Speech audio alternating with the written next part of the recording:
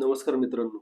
आजचा व्हिडिओ बनवण्याचा मागचा उद्देश आहे की बरेच वेळेला लोकांना हे कळत नाही की रेबीजची ट्रीटमेंट केव्हा घ्यायची आहे. आजपर्यंत असं लक्षात आलेलं आहे की कुत्रा चावल्यानंतरच रेबीजची ट्रीटमेंट घ्यायची असते.